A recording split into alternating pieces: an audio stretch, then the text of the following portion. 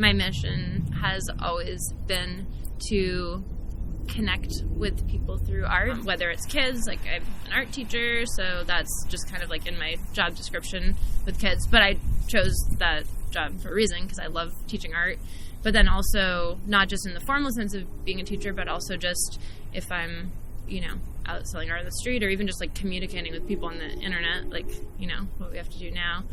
My mission or like purpose is always to just try to get people excited about creating, or try to help people find like their creative passion. It's so much harder to teach adults. I enjoy teaching adults because it's a challenge, but it's like, yeah, you give a kid like an assignment to like come up with like 10 symbols and then make a piece of art out of it, and they're like, cool, yes, and they're done usually in like 5 minutes or something. But with adults, it's like you present that and then they have all this extra like struggle and baggage of like, oh, well, if I do this one symbol, like it's gonna say something about me, and they have like their whole lives of like what that symbol means in all different contexts, and you just see them there like being so stuck. I mean, there are definitely some kids that seem like little adults, but yeah, I just don't want to say it gets taught out of us, because I think that everybody still has that, like, a seed of it in there. I think it just, it for sure, it gets buried, but I think everybody can, like, dig in and find it with the right guidance, or even just finding the right medium that they're excited to create with. People give up sometimes, and they think when you hit a certain age, you shouldn't be learning new things. And I think learning new things is the best way to be in touch with that, like, feeling of excitement about life that you had when you were a kid. Like, for a while, I avoided playing music because I was like, oh, it's going to take away from doing visual art. But I realized that it actually, every new thing you learn enhances the things that you already do and gives you a new perspective, and that stuff is no longer stale because it has this fresh perspective put into it. People are always like, oh, wow, you're so productive. You have like 60 paintings going at once. I'm like, yeah, that's because I suck at finishing them. The beginning is really fun because it can be anything. I can experiment. I have nothing to lose at the beginning of a painting because I can just go for it and there's nothing to mess up yet.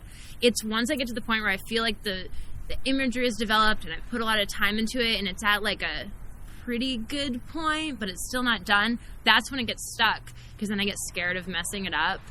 And I need to follow the, like, Picasso advice, or, like, it probably wasn't Picasso that said it, but he got credit for it, about, like, paint out the best part if you're stuck on a painting. That's helped me a lot of times.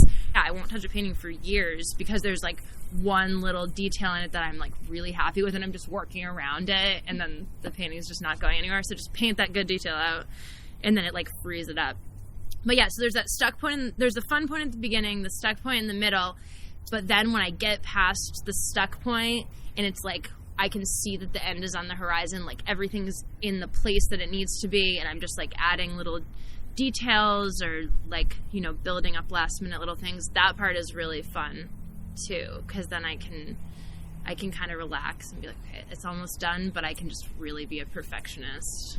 The amount of layers that are in there that like builds the life of the painting. Like the character is an element of it, but I feel like in my paintings, like the character and the world they're in and maybe the abstract elements of paint, all that stuff kind of combines together into what feels like a life force. It comes from like really, really deep inside of me, which is also like really far outside of me. I would identify the outside part with spirituality, like the spirit world, which if I go really deep inside myself, I connect with that spirit world.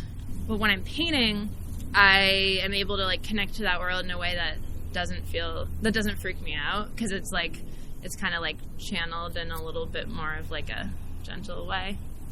So yeah, that's where like the life in the paintings come from. So that was like me going inside myself, but I ended up like going in so far that I went like outside myself. I very much relate to kids, and sometimes probably to like a ridiculous degree. I need to try to get more in touch with my like adult energy. That's what the struggle is like figuring out how to be a 33-year-old and not a 10-year-old.